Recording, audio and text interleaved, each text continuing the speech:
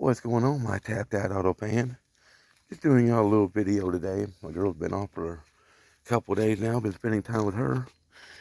I want to give y'all my thoughts so far as I've been driving this car for a couple of days now. Um, Guys, for one thing, um, the count laws in this state is what I got to watch. I know a lot of people want y'all to see a road burnout. Y'all want me to see me burning up the damn black the asphalt up here and smoking it up. Guys, I'd love to do that. Um, when I first started moved up here like over 8 years ago, there's a couple of spots and stuff like that, but there really ain't no black marks on the roads up here, like no burnout marks or nothing. I've asked a few guys about it, and I haven't heard this for sure yet. I mean, I haven't like walked up to a cop and asked them. Um, I think burnouts in this state is a felony. Yeah, I think actually doing a burnout on the road is a felony in this state if you get caught.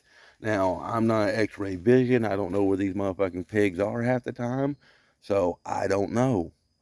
But I've had a few people and stuff tell me that doing a burnout is a felony in this fucking state. So that could explain why there's no black marks on any of these back roads or anything else, or nobody that does any, like, there's no drag racing, no underground drag racing or nothing. There's a drag strip here that is what I was told pretty much playland. I mean, it's pretty much they slap you on the wrist if you do, anything. But yes, I know y'all guys want a burnout, a proper burnout, and I want one. I really want a proper burnout, but I'm not getting a felony over it. So I gotta look at that and stuff like that and see if that's true. But there's been a few people that told me that race cars here, and like I said, that explained why there's no fucking black marks on any of these damn blacktop back roads, which is bullshit. Can't do a fucking burnout without getting a felony. Car does run great. I have to say that I do need to get a vacuum advanced distributor and better spark plugs. This thing runs great in town. You can cruise this fucking thing under 40 miles an hour all day long, get on it, rips the tires, everything. But highway speeds, like I was told, if I was going to drive this car on the highway and get up to highway speeds, then I am going to need to get a distributor with a vacuum advance, and I understand that. So most definitely going to have to get that and new spark plug wires because these spark plugs suck. Never buy spark plugs from wires from AutoZone. That's where they came from, and they are fucking garbage. Now to the carburetor, the Edelbrock AVS2. Um, I was trying to see what this car will do, and coming out of gas stations real fast and stuff like that and everything. The ass end of these cars slide around. There's nothing back there. Um, if you like to slide around corners, go fast around corners, or do donuts, this is not the carburetor for you. I looked on YouTube and stuff, and the pickup for the gasoline inside the bowls, when the gasoline sloshes too far to one side of the carburetor, the pickup tubes inside the carburetor don't pick up the gas, and this thing bogs down and stuff. You got to feather the gas pedal, wait till the bowls get, filled back up and shit like that, and it'll go. I did watch a YouTube video about that, and that is the common problem about all these Edelbrock carburetors. They all do it. Something to do with the pickup tubes inside the carburetor. Now, they do make a kit that has these little L bracket tubes in it that you can put inside these carburetors to keep from doing that. So I'm going to look in on that. But if you want a great cruiser carburetor, I mean, something that you just want, just cruising up and down, I'm not sure yet on how they do on a drag race setting. Like if I'm taking the caliber and stuff and actually, punching and stuff like that. I've done it a few times and I hadn't had a problem with the carburetor cutting out doing that. The only time I have a problem with the carburetor cutting out is going around corners fast, sliding out of driveways fast, and doing donuts. But that's just the problem with the carburetor.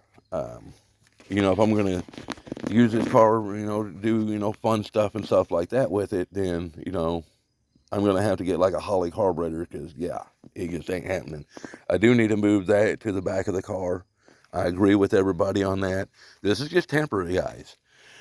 I just got this car on the damn road because I've been working on it for 2 years, and I just want to drive it. I just want to enjoy it just for about another week before it starts getting really fucking cold up here. And then after that, I'm going to put it up and fix everything else. It's just amazing how different this 87 is to that 86. I took this seat out yesterday. I should have made a video of it, but I was in a hurry, of course. And the little metal wire that goes to the handle to the other side, that, you know, when you pull the little wire pulls and stuff like that to make the seat go back and forth, well, that was broke on this. So I went over there to the parts car and got one underneath that seat, and it was a half an inch too damn short. I'd actually kind of rig it up a little bit to make it work. And yeah, the whole bottom underneath the seats were different, way different. So yeah, that's weird. But that's what's going on with the car now. Again, these AECL, CEL, ACL, spark plug wires from AutoZone, fucking garbage. What's happening with them is I did I did my own test and stuff, and I could put my hand here on this one. I can put my finger right here, and I won't get shocked.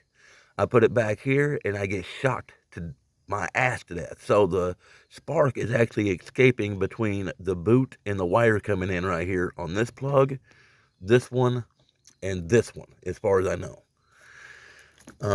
So yeah, I mean, I could probably put some black electrical tape around there to tighten them down, but I'm not all into that. Do need to get the Edelbrock accelerator bracket so I can have a kickdown cable. But yeah, that's what it is with the what's going on with it right now. So yeah, if you like doing donuts, if you like going around corners fast, not that carburetor. Get you a Holly. If you like just doing street cruising and you know, maybe occasional racing a car and stuff like that, that'd be the carburetor for you. But yeah, all right, guys, that's what's going on right now with it. But yeah, she's running good. We drove the hell out of her yesterday. She never overheated or anything, but most definitely need a vacuum advance on that distributor. So, all right, guys, y'all have a good one. Hope you enjoyed this video. And oh, and another thing is, a lot of people were saying that you cannot change this nipple from one side of the carburetor to the other. They're full of shit. Yes, you can. I actually called Edelbrock, and that's the reason why they made this carburetor like this, is because of this. It does not matter which end this nipple's on. So I actually called Edelbrock and asked them and stuff like that and everything, because a lot of people was telling me that the carburetor won't function right like that. I ruined it. It's not going to work right and all this shit. I watched the videos and I called Edelbrock, and that's why they made it like that. So that's one of the reasons the lady told me that they made it like that. So everything on that works good. It's just the pickup inside of the carburetor problem. And like I said, they make a kit with little L-shaped brass tubes that you can stick down inside there. A lot of people and stuff like that I've looked and asked about that stuff, they have used that, but they said, like, on rough roads and stuff like that, or if you hit a big dip, those things do pop out of there and cause problems. So, I don't know. A lot of damn money for a damn carburetor for that. All right, guys, that's it for now. Hope you enjoyed it. Later.